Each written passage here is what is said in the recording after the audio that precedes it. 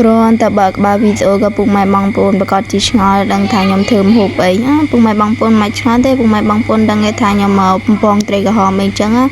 មកពីលក់តែម៉ែសួរថាមិនកាលនេះសល់ត្រីចឹងខ្ញុំថាមិនសល់ទេម៉ែខ្ញុំចង់ហូបត្រីក្រហម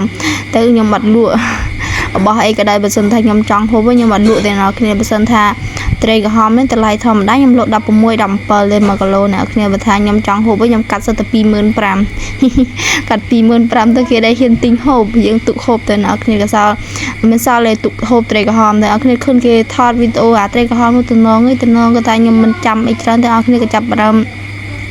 បំពងត្រីអ្នកគ្នាបំពងត្រីយើងត្រីក្រហមនេះអ្នកគ្នាថាខ្ញុំមុនបំពងត្រីក្រហមនេះខ្ញុំថាដាក់អំបិលផងដៃផងកុំឲ្យវាជាប់អ្នកគ្នាមុនក្រោយម៉ែត្រីលងវែកវល់មកពីផ្ទះក៏មកពីអ្នកជាអ្នកគ្នាត្រីលងវែកឃើញគេជាលងស្អាតទៅពេលខ្លួនឯងជានៅអីចូលឡើងអ្នកគ្នាចាប់ដើមនេះទិញខ្លាញ់ទិញអីទិញគ្រឿងចង់អស់ 12000 20000 នៅគ្រឿងអ្នកគ្នាចូលក្រាមម្ដងអស់ស្ករបច្ចេកអស់ខ្ទឹមអស់ខ្លាញ់អស់ស្ប៊ូនឹងចាណោចូលធ្វើភូមិម្ដងវេទនាអ្នកគ្នាក៏ថានាមជាត្រីរយៈហើយខ្ញុំចាប់ដើមមកធ្វើទឹកត្រីផ្អែមម្ដងគ្នាទឹកត្រីផ្អែមអ្នកគ្នាប្រកាសទេថាធ្វើខុសគ្នាខ្ញុំធ្វើបែបខ្ញុំអ្នកគ្នាធ្វើបែបអ្នកគ្នាហ្នឹងបើសម្រាប់អ្នកខាងខ្ញុំក៏ធ្វើទឹកត្រីផ្អែមគេដាំទឹកជាមកល្មមហើយដាក់ដាំទឹកជាយើងដាក់ដាំទឹកជាហើយអ្នកគ្នាយើងដាក់ជូមពើទុំអ្នកគ្នាជូមពើទុំនេះខ្ញុំទិញ500ដាក់ទាំងអស់ហើយអ្នកគ្នាដាក់ទាំងអស់ហើយយើងទឹកពុះប្រហែលជា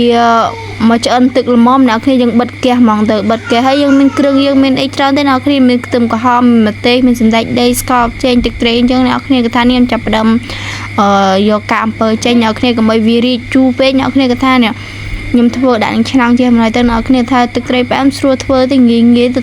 ស្រួលធ្វើជាងទឹកត្រីកោះកងទេអ្នកគ្នាថានេះជូមពើយើងស្រស់ជាមួយទឹកក្តៅនេះហើយខ្ញុំដាក់ខ្ទឹមក្រហមដែលខ្ញុំចិតរួចអ្នកគ្នាខ្ទឹមក្រហមម្ទេសមានសណ្តែកដីនៅសណ្តែកដីយើងបុកស្រាច់អ្នកគ្នាសណ្តែកដីបុកឲ្យខ្ញុំបុកស្រាច់ដាក់សណ្តែកដីចូលទៅអ្នកគ្នាខ្ញុំដើរតាណាទៅនោះថាដាក់សណ្តែកដីចូលហើយយើងមានគ្រឿងដូចជាគ្នាមានដាក់ថែមទឹកត្រីអ្នកគ្នាទឹកត្រីដាក់មកល្មមគ្នាយកអស់គ្នាហូបទៅអ្នកគ្នាស្រួលធ្វើទៅដាក់ទឹកត្រីស្ករសយើងដាក់បន្តិចទៅប៊ីចេងតែប៉ុណ្ណឹងល្មមអ្នកគ្នាថាមិនចាំថែមថយទៅថាជាតិហ្មងអ្នកគ្នាត្រីក្រហមយើងពងអ្នកគ្នាប្រកាសទៅថាធ្វើត្រីក្រហមមិនធ្វើឆ្ងាញ់ធ្វើអីឆ្ងាញ់អញ្ចឹងអ្នកគ្នាមិនចាំធ្វើអីញ៉ៃទេចំហុយក៏បានបំពងតុបមួយទឹកត្រីកកងក៏បានពងជាមួយតុបជាមួយទឹកគីឡូទឹកផ្អែមទឹកត្រីផ្អែមនេះក៏បានអ្នកគ្នាទៅខ្ញុំភ្លក់ទៅអ្នកគ្នាជាតិសាហាវអ្នកគ្នាត្រីនេះខ្ញុំបំពងឡើងវែកវល់